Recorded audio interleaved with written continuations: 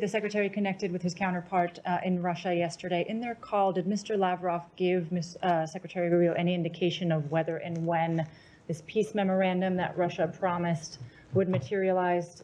President Zelenskyy is saying nobody has seen it, and Secretary Rubio has said it's an important indicator of how serious Russia is about continuing negotiations. So I'm wondering if you have an update. Yes, again, we've said multiple times that we're going to judge Russia based not on what they say, but on what they do.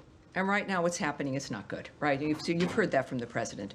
What I can tell you is Secretary of State Marco Rubio, in fact, did speak with Russian Foreign Minister Lavrov. Secretary Rubio welcomed, as we all did, the exchange of 1,000 for 1,000 prisoners, which happened over the weekend.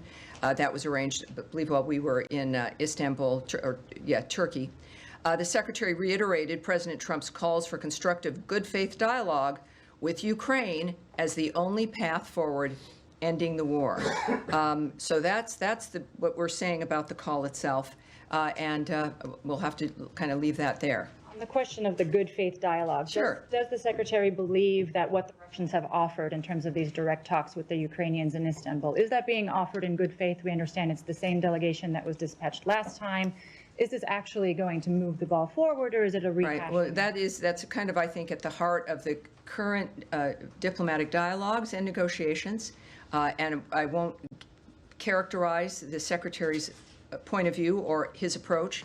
I think what he reiterated after this call, I think, speaks for itself, that he reiterated President Trump's calls for constructive, good faith dialogue as the only way to end the war.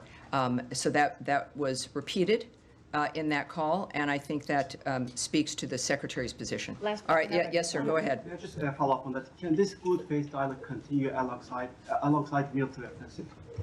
You've got to repeat that first part. This what? Can this good faith dialogue can this continue alongside military offensive? Well, obviously, we're going to find that out. Again, we're judging, and I think the president has judged Putin based on the nature of what was clearly extremely frustrating to him regarding the killing of civilians while talks are going on for a ceasefire. And that's a judgment that's going to come from the leaders of this country, the leaders, frankly, of the free world, of whether or not that's possible.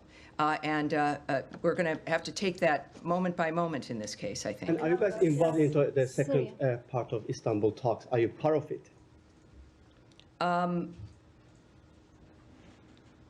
I'm not going to go into that. I have nothing to preview for you on that.